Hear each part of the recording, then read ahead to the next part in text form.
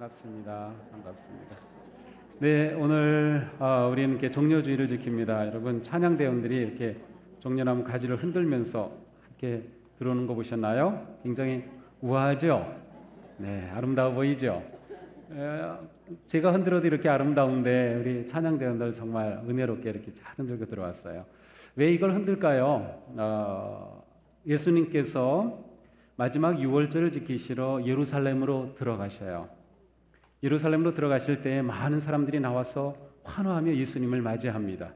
그때 옷을 벗어서 길에 깔기도 하고 또 이렇게 종려나무 가지를 꺾어서 막 이렇게 환영을 하면서 예수님을 맞이했어요. 그래서 이 종려주일에는 이렇게 종려나무 가지를 보통 사용해서 예수님의 예루살렘 입성을 기억하고 또 기념하며 예배하기도 합니다. 예수님이 입성하실 때 많은 사람들이 외친 소리는 호산나였습니다. 호산나. 우리를 구원하소서.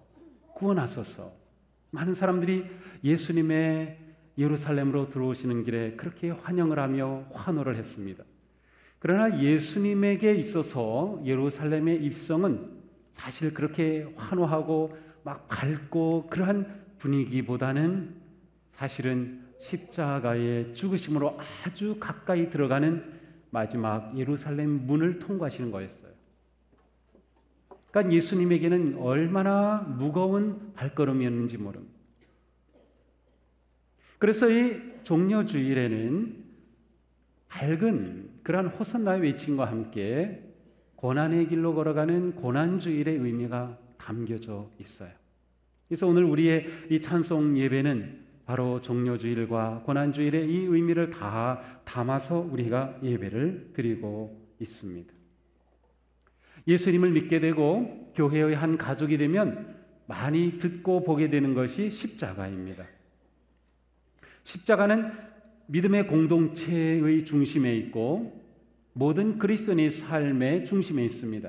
그래서 그리스도인인지 아닌지, 이 가정이 그리스도인 가정인지 아닌지, 그 사람이 그리스도인인지 아닌지를 드러내는 가장 중요한 상징이 바로 십자가입니다.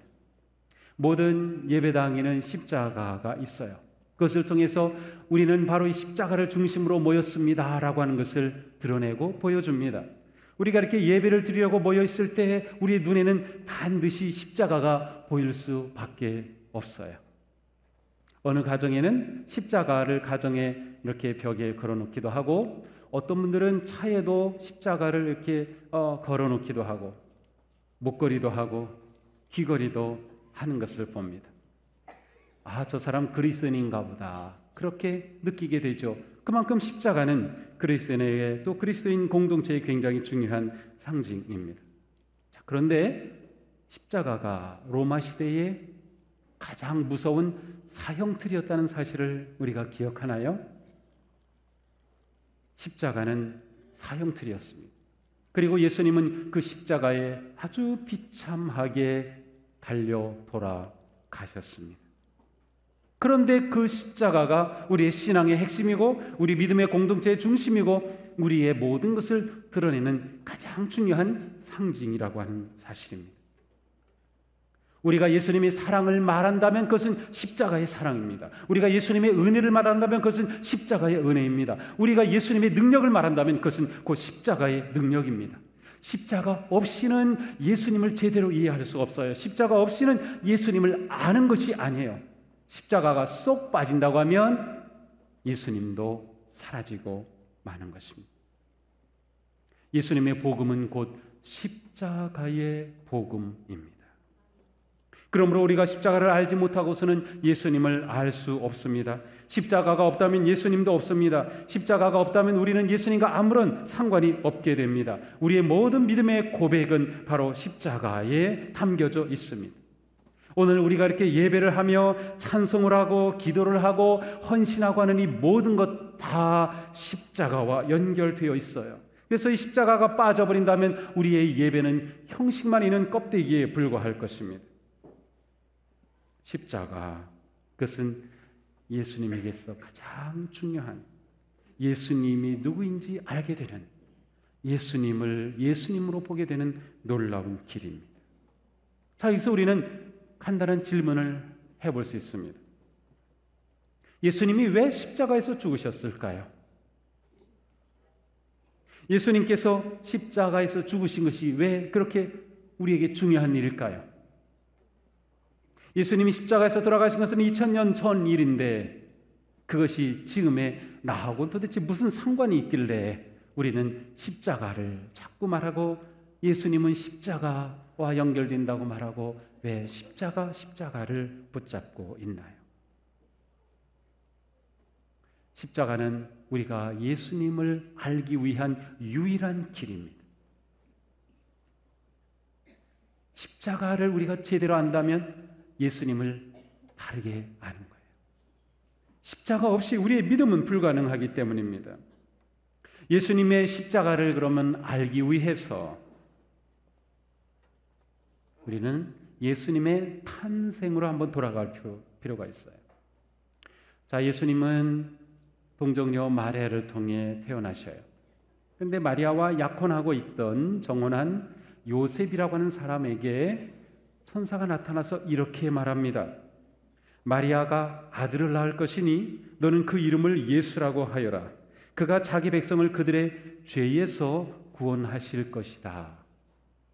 자, 예수님이 태어나시기 전 잉태되셨을 때 천사를 통해 요셉은 이 아이가 누구라고 하는 것을 알게 됩니다. 그것은 그 백성을 그들의 죄에서 구원할 자이다. 구원할 자, 구세주다. 그러니 이름을 예수라 하라. 예슈아라고 하는 이름은 구원하는 사람, 구원하신다. 그런 뜻이에요. 그러니까 예수님의 그 이름 자체가 구원한다라는 의미가 담겨져 있어요. 예수님을 알려면 예수님이 이 땅에 왜 오셨는지를 알아야 되는데 성경은 예수님이 백성들을 죄에서 구원하시기 위해서 오셨다라고 밝혀주고 있습니다. 왜 죄에서 구원하셔야 할까요? 죄라고 하는 것에 뭔가 지금 문제가 있음을 보여줍니다. 자, 죄라고 하는 것은 무엇인가요? 죄는 반드시 그 죄의 대가를 지불해야만 하는 속성이 있어요. 모든 죄는 다 그 죄의 대가를 지불해야 해요. 로마서 6장 23절에 말씀합니다. 죄의 대가는 죽음이요 하나님의 선물은 우리 주 예수 그리스도 안에서 누리는 영원한 생명입니다. 성경은 죄의 대가는 죽음이라고 말씀하고 있습니다. 아담과 하와가 하나님이 지으신 그 아름다운 에덴 동산에서 하나님과 친밀한 관계 속에서 그 놀라운 복된 삶을 누리는데 그만 하나님이 명령하신 말씀을 불순종하여 죄가 들어왔어요. 죄가 들어오니까 어떻게 되나요? 하나님과 멀어졌어요. 하나님과 관계가 깨졌어요. 아담과 하와의 관계도 멀어졌어요. 핑계를 대죠. 아니, 두 아들을 낳는데 살인자가 그 가운데서 태어나요. 인간관계가 완전히 깨어져요. 그들이 땀을 흘리고 노력해야 살아가게 되었어요. 자연과 관계가 깨지고 말았어요. 그들 가운데 생명이 사라졌어요. 내가 정령 죽으리라고 말씀하신 것처럼 죄가 들어오게 되자 하나님과의 관계가 깨져서 생명이 사라지게 되었죠. 그들은 죽은 존재가 되고 말았어요. 죄는 반드시 죄의 대가를 지불하게 되어 있어요. 그 대가가 죽음이라고 하는 것이죠. 문제는 이 땅의 모든 사람들은 죄인이라고 하는 사실에 있어요. 혹시 이 가운데 나는 죄인이 아니라고 말하는 분이 있을지 모르겠어요. 범죄 기록을 조회해 보면 깨끗한 분, 뭐 다 여기 그렇겠죠. 글쎄요, 저도 기록을 조회해 보면 범죄 기록은 하나도 안 나와요. 저는 깨끗하죠. 그러니까 저는 죄인이 아니죠. 여러분도 그렇죠. 그런데 성경이 말하는 죄는 삶의 인생의 관역을 벗어난 것을 죄라 그래요. 다시 말하면 하나님께서 우리 인생을 지으셨을 때 이렇게 살아야 된다라고 하는 우리 인생의 길을 정해 놓으셨어요.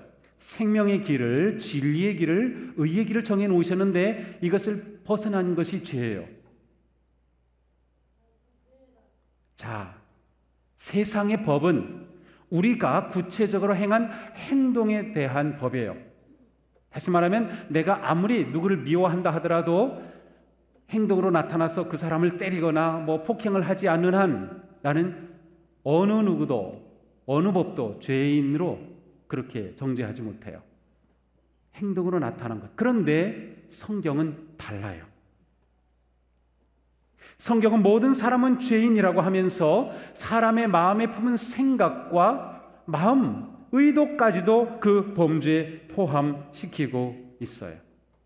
다시 말하면 내가 바른 마음이 아니라 벗어난 마음을 가져도 죄라고 합니다. 내가 바른 생각이 아니라 잘못된 생각을 한 것도 죄라고 합니다. 창세기 6장 5절에 노아의 홍수 사건에 관한 말씀에 이렇게 기록되어 있어요. 마음으로 생각하는 모든 계획이 항상 악할 뿐임을 보시고.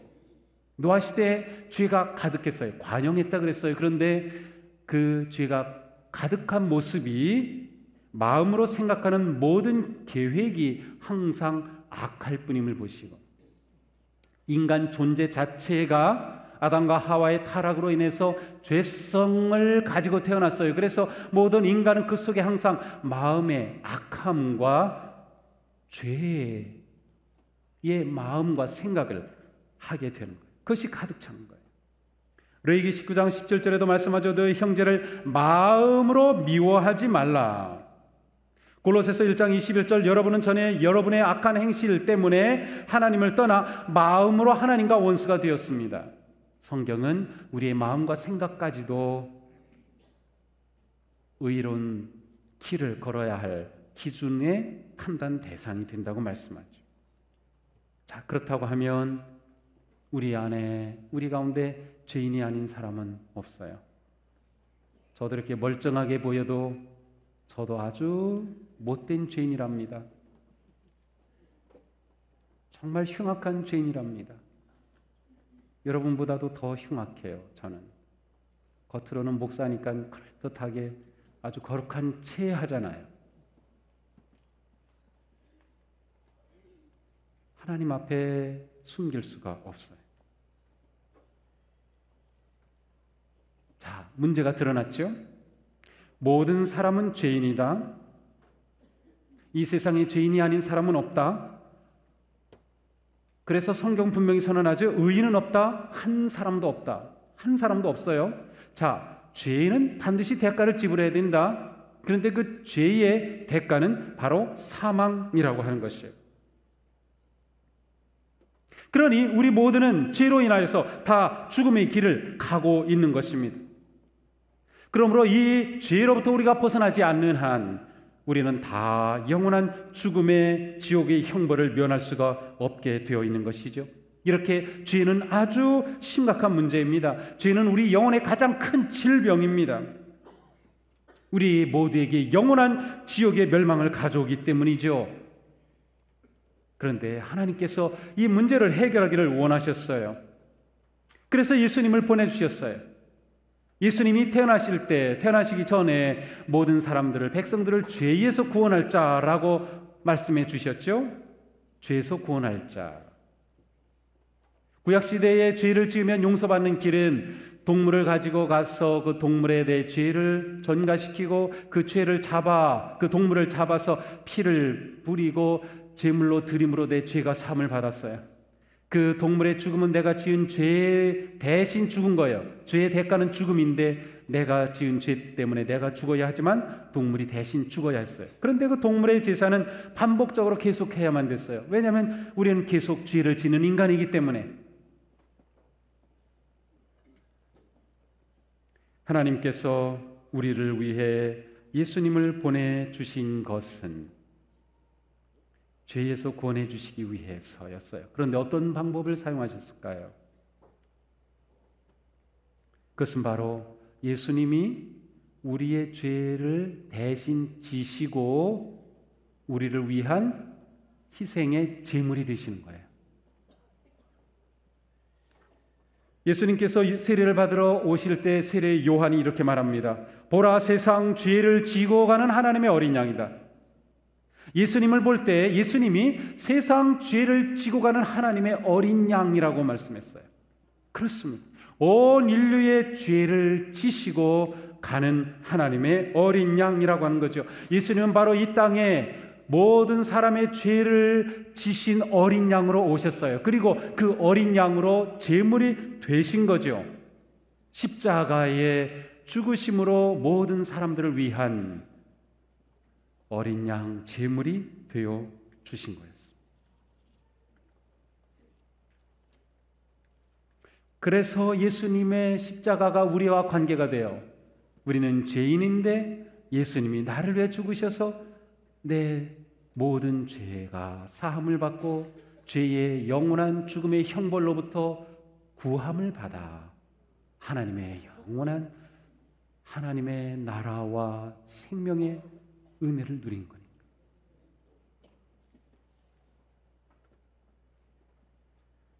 하나님은 의로우신 하나님이셨어요.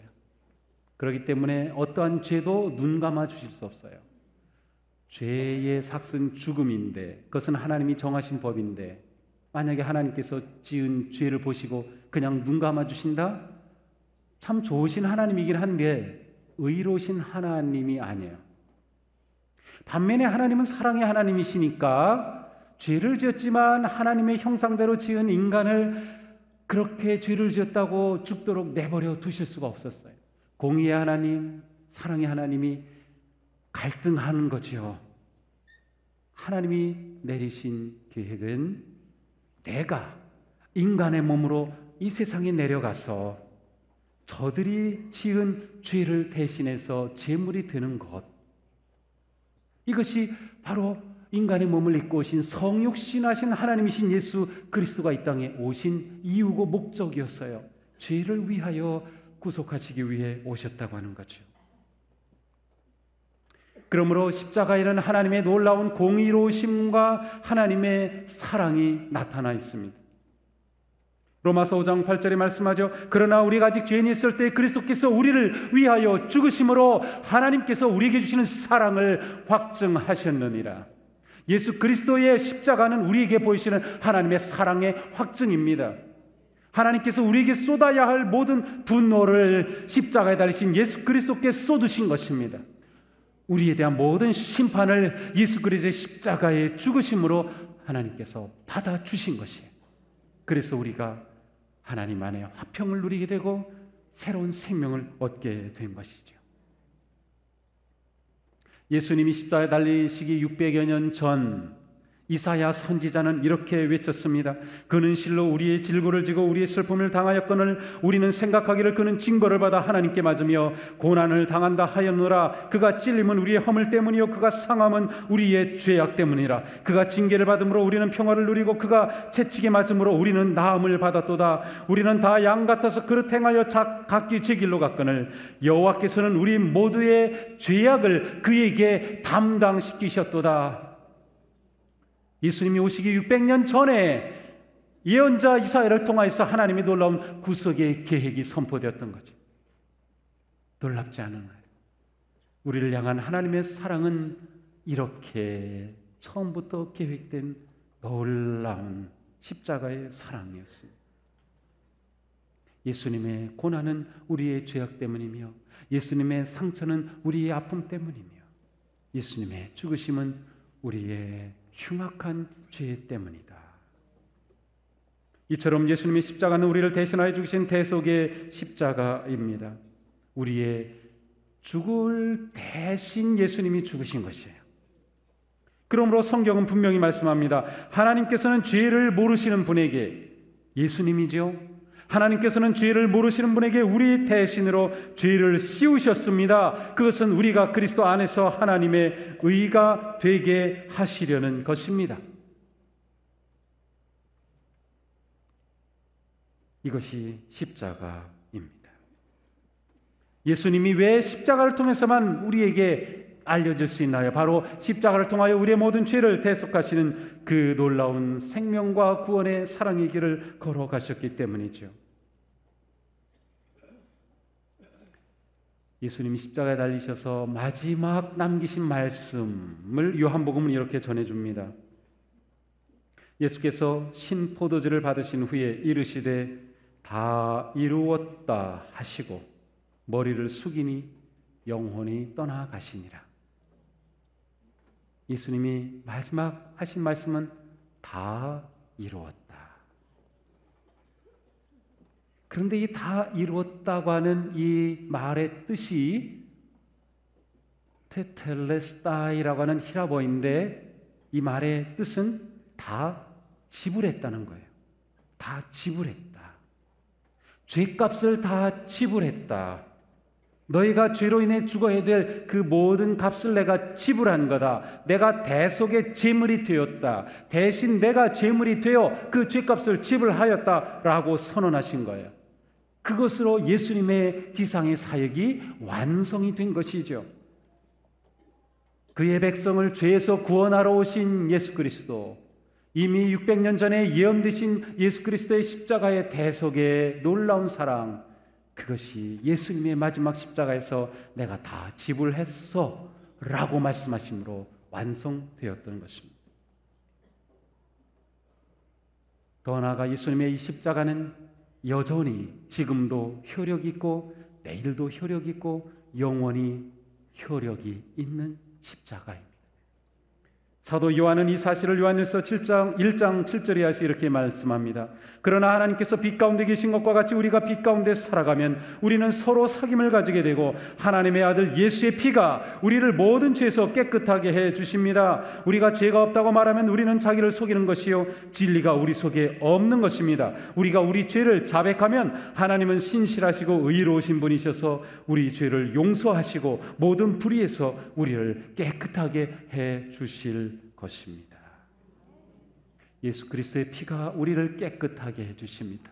예수 그리스도의 피가 우리를 의롭다고 인정해 주십니다. 예수 그리스도의 피가 우리에게 하나님의 참 사랑을 이렇게 드러내 보이셨습니다.